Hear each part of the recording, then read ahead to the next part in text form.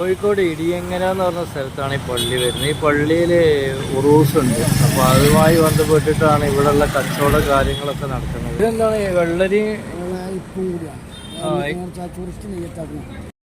കോഴിക്കോട് വന്ന അപ്പവാണിവ നേർച്ച കിട്ടാം. ഇതാണ് അതിൻ്റെ. എനിക്ക് കറക്റ്റ് അറിയാത്തതുകൊണ്ടാണ് ഞാൻ ഈ പോസ്റ്റ് ഇങ്ങനെ നോക്കുന്നത്. അപ്പോഴാണ് ഇവിടെ ഇടിയൻ അലുവ എന്ന് ഒരു അലുവ. ഒരു പ്രത്യേക സ്റ്റൈലിൻ്റെ അലുവയാണ്. അത് പല്ല് മുറിയും. നമ്മൾ ഇവരോട് ചോദിച്ചു നോക്കാം. ഈ അലുവൻ്റെ പേരെന്താന്ന് പറഞ്ഞേ? ഇതാണ് ഇവിടുത്തെ സ്പെഷ്യൽ അലുവ. അടിയലുവ എന്ന് പറയും. അടിയലുവ ഇവിടെ അടുത്ത കൊല്ലിന് 10-ാം തീയതി 10 ദിവസം കിട്ടുള്ളൂ. പിന്നെ ഇത് എവിടെയും കിട്ടൂല. ബാക്കി എല്ലാ മിഠായും കാര്യങ്ങളൊക്കെ എവിടെയും കിട്ടും. ഇത് മാത്രം കേന്ദ്ര സർക്കാർ പാസ്സാക്കിയിട്ടില്ല. മൂപ്പർക്ക് കഴിയൂല. കാരണം ഇത് അമ്മാരി സാധനമാണ് കേട്ടോ. വെട്ടിയാലും ഏൽക്കൂലല്ലോ വല്ലാണ്ട്. ഇഷ്ടിന് വെട്ട എല്ലില്ലാത്ത സാധനം.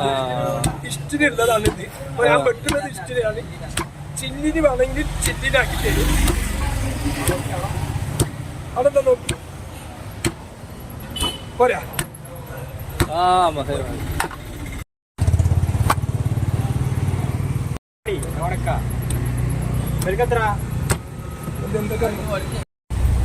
ആളെ കൈ അടഞ്ഞപ്പോളെ പുതിയ കൊത്തലേരം വന്നിട്ടുണ്ട്.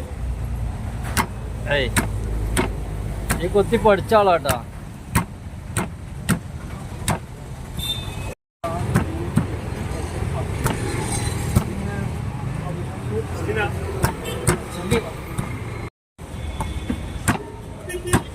ഇങ്ങനെയാണിത് വെട്ടേണ്ടത്.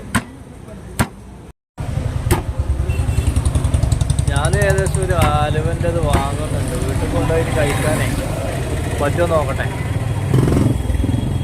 വാങ്ങാം കേട്ടോ. ഒരു കിലോ വാങ്ങുന്നുണ്ട്. ഞാൻ അവിടെ ഉള്ളവർക്കൊക്കെ ഒന്ന് കൊടുത്തിട്ടേ എന്താ സംഭവം എന്ന് അറിയണല്ലോ. ഈ അപ്പങ്ങളൊക്കെ അല്ലേ?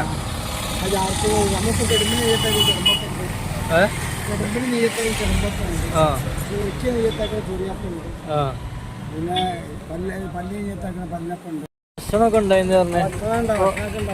ഇപ്പൊ ഭക്ഷണമൊന്നുമില്ല. 2 മണി വരെ പിന്നെ അതിൻ്റെ ഇടയിൽ ഇപ്പം കൊടിയേറ്റാന്ന് ഭക്ഷണം വേറെ കൊണ്ടുവരും വണ്ടി. അത് 2 ചീർന്ന് കൊണ്ടുവരാറുണ്ട്. ഇവരൊക്കെ ചീർന്ന് കൊണ്ടുവരും. അതിൽ അപ്പം വണ്ടിയിൽ വന്നിട്ട് ഫുള്ള് പാക്കറ്റ്. അത് അപ്പം വേണ്ട. അതെ പള്ളിയിലേക്കുള്ള നൂറ്റമ്പപ്പം. അപ്പൊ അങ്ങനെ ഓരോ സാധനത്തിന് നെയ്യത്താക്കിനാണ്. കുക്കറിങ്ങനെ മാറി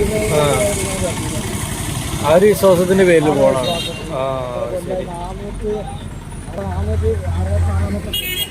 400 ഇപ്പൊ ഇത് നടക്കുന്നത് അല്ലേ? നേർച്ച നടക്കുന്നത് 466.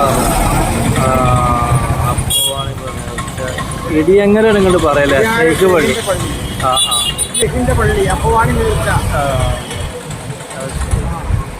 നിങ്ങളെ പേര് മൊയ്തീൻകായോ? മൊയ്തീൻകായ്.